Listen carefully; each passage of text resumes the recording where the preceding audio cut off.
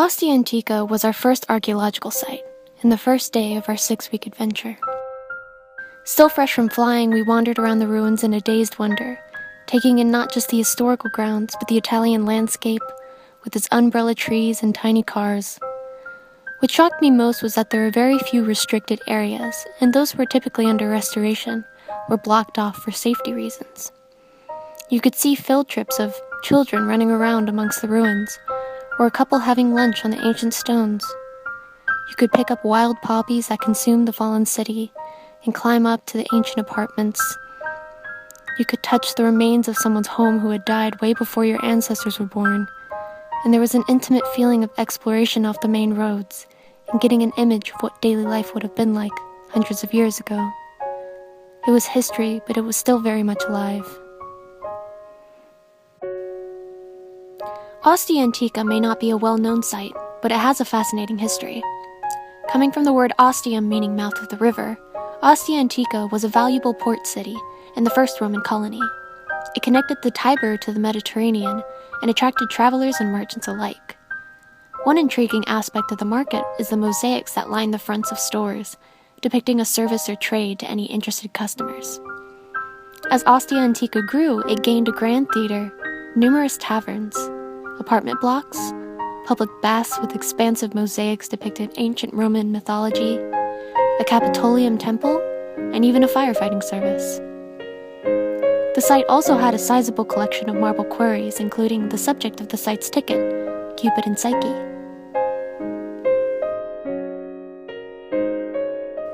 The years have stripped the remains of the buildings to their bare bones, exposing the artistic bricklaying of past masons. And there were still ancient machines intact to tell a story of its ancient people.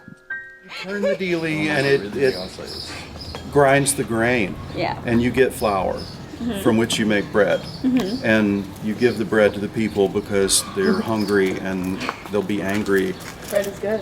Without food. You give them food and they will be like, yeah. They won't rebel. Yeah, the emperor's all right. Same. He gave me bread. So let's go to the amphitheater and see some blood spilled. Good talk.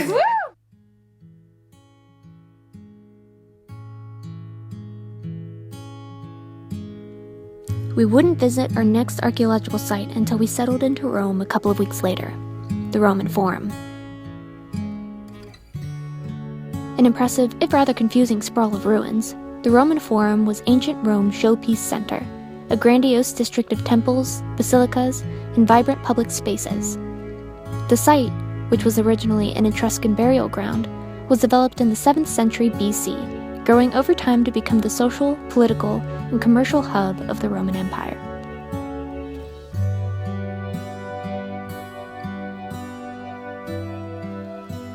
The white marble arch of Septimus Severus at the northwest end of the Forum is a triumphal arch dedicated in 203 AD to commemorate the Parthian victories of Emperor Septimus Severus and his 2 sons, Caracalla and Geta.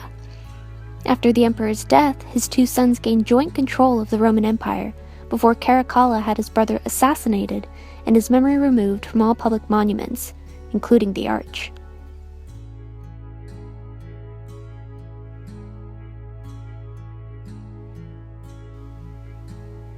Located at the west end of the Imperial Forum is the Temple of Saturn, originally erected in 497 BC and later rebuilt between 360 and 380 AD. It served as the public treasury and was the focus of the popular December festival of Saturnalia.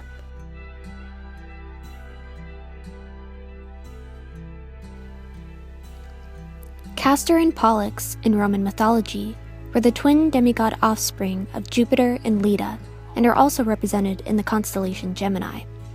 The original temple was dedicated by the Roman general Aulus Postumus, who won a great victory against the Latins in the Battle of Lake Regillus. During the battle, 2 young men riding white horses were said to have appeared and guided the Romans to victory, and then were seen again after the battle, watering their horses at the Juturna spring in the Forum, hence the subsequent dedication to the famous cavalry twins. The Temple of Antonius and Phosnia was dedicated to the Emperor Antonius Pius and his wife Phosnia, deified after their death. The temple is one of the few well-preserved buildings here because during the Middle Ages, it was transformed into a church and thus escaped the rapid quest for building material. The door of the church opens as though suspended in midair at the center of the facade. This is evidence that, when the door was created, the level of the terrain in the forum reached that height. Containing the sacred fire, this ancient temple was built in imitation of a primitive round hut, and its hearth fire symbolized the perpetuity of the Roman state. It was not a true temple in that the space was not inaugurated, nor did it contain an image of Vesta, the goddess of the household hearth. As the handmaidens of Vesta, the principal duty of the 6 Vestal Virgins was to never allow the flame to be extinguished, an arduous task in a building with a vent in the roof. After it was burned in 191 AD, the temple was restored by Julia Domna, the wife of Severus, and you can see some of the original pieces in the now standing monument. At the time of its completion, the Basilica of Maxentius was the largest building in the Forum. Instead of having columns support the ceiling of the entire building, like other basilicas, the Basilica of Maxentius was built using arches and a folded roof, decreasing the overall weight of the structure and decreasing the horizontal forces exerted on the outer arches. The basilica contained the Colossus of Constantine, which we saw in pieces at the Capitoline Museum at a later date. The Arch of Titus is another Roman triumphal arch, which was erected by Domitian in 81 AD. It commemorates the victories of his father, Vespasian, and his brother Titus in the Jewish War, when the great city of Jerusalem was sacked and the vast riches of its temple plundered. The arch is also a political and religious statement expressing the divinity of the late Emperor Titus.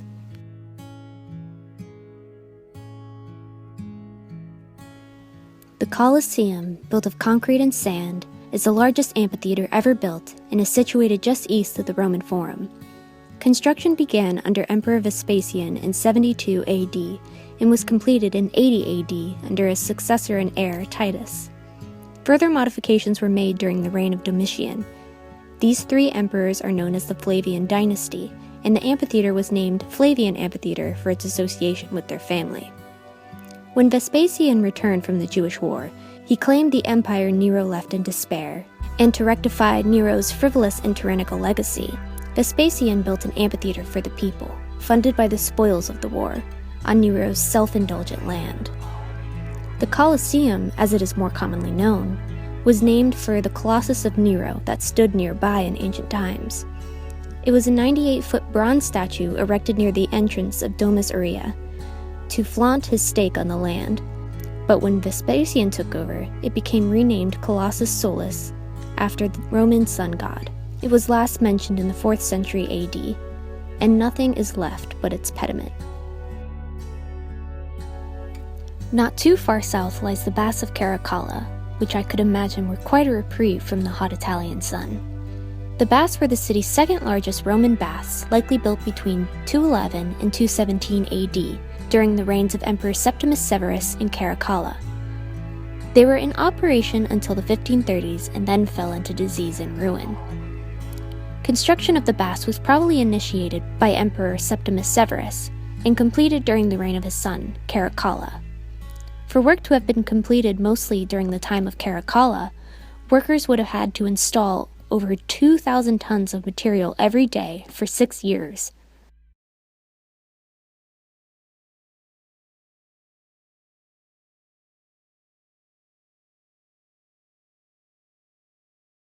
On a weekend visit to Naples, we explored the ruins of Pompeii.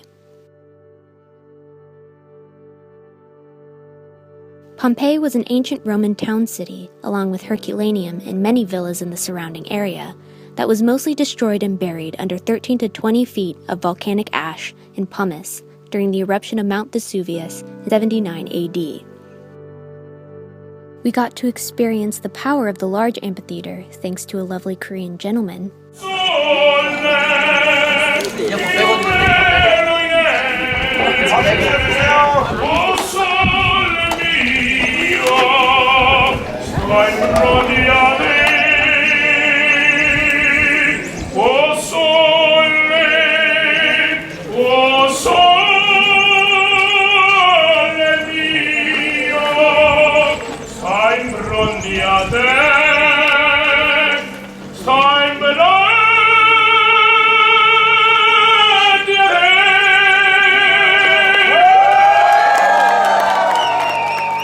followed up by an encore in the smaller amphitheater by our very own Professor Trice.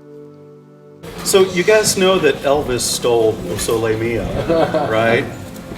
It's now or never, come hold me tight, kiss me my darling, be mine tonight. Tomorrow may be too late, it's now or never, my love won't wait. The incredible preservation showed us a frozen time in history, as if peering through a keyhole into the past. Preserved wood, preserved bones, preserved frescoes, house deities, entrance mosaics saying "Beware of dog," or outdoor patios to eat and recline. Dried up waterways with stepstones and a brothel with pornographic images.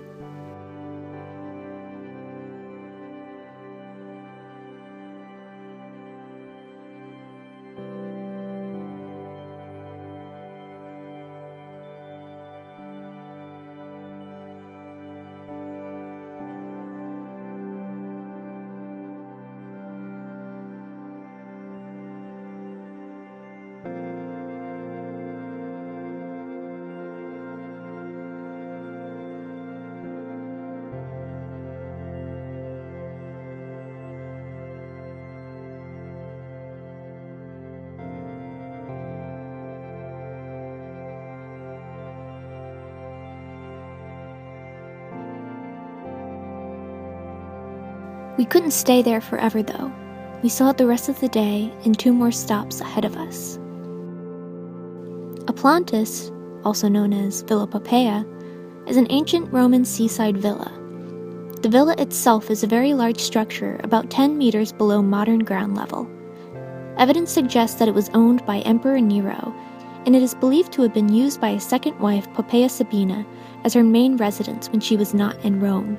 The main reason for our visit was to see frescoes in situ showing incredible perspective long before the Renaissance. Located in the shadow of Mount Vesuvius, Herculaneum was an ancient Roman town destroyed by volcanic pyroclastic flows. Unlike Pompeii, the deep pyroclastic material which covered it preserved wood and other organic-based objects such as roofs, beds, doors, food, and even some 300 skeletons which were discovered in recent years along the seashore. It had been thought until then that the town had been evacuated by its inhabitants. In 1981, excavations turned up more than 55 skeletons, 30 adult males, 13 adult females, and 12 children, on the beach and in the first 6 boat chambers. Because earlier excavations had revealed only a few skeletons, it was long thought that nearly all the inhabitants had managed to escape, but the surprising discovery led to a change of view. The last inhabitants waiting for rescue at the sea were killed instantly by the intense heat, despite being sheltered from direct impact. The study of the victims' postures and the effects of the skeletons indicate that the first surge caused instant death as a result of fulminant shock, due to a temperature of about 932 degrees Fahrenheit.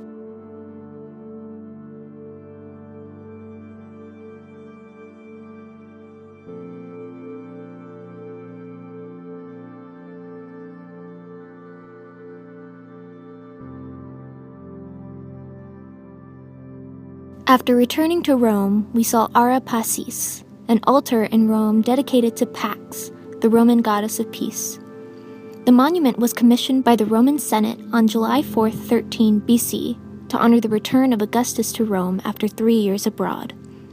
Originally located in the northern outskirts of Rome, it stood in the northeastern corner of the Campus Maritinus, the former floodplain of the Tiber River, and gradually became buried under 13 feet of silt deposits. It was reassembled in its current location in 1938. The altar reflects the Augustan vision of Roman civil religion, and the monument as a whole serves as a civic ritual function while is simultaneously operating as propaganda for Augustus and his regime. Our final ancient building was the Pantheon, meaning Temple of Every God. On the site of an earlier temple commissioned by Marcus Agrippa during the reign of Augustus, the present building was completed by the Emperor Hadrian. He retained Agrippa's original inscription, which had confused the date of the construction as the original Pantheon burnt down, so it was not certain when the present one was built.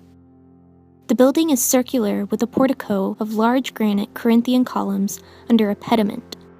A rectangular vestibule links the porch to a rotunda, which is under a coffered concrete dome, with a central opening or oculus to the sky. Almost 2,000 years after it's built, the Pantheon's dome is still the world's largest unreinforced concrete dome. The height to the oculus and the diameter of the inner circle are the same, 142 feet. It is one of the best preserved of all ancient Roman buildings, in large part because it has been in continuous use throughout its history, and since the 7th century, the Pantheon was used as a church dedicated to Saint Mary and the Martyrs. It is believed that the original Roman statues in the naves were affiliated with the sun's direction.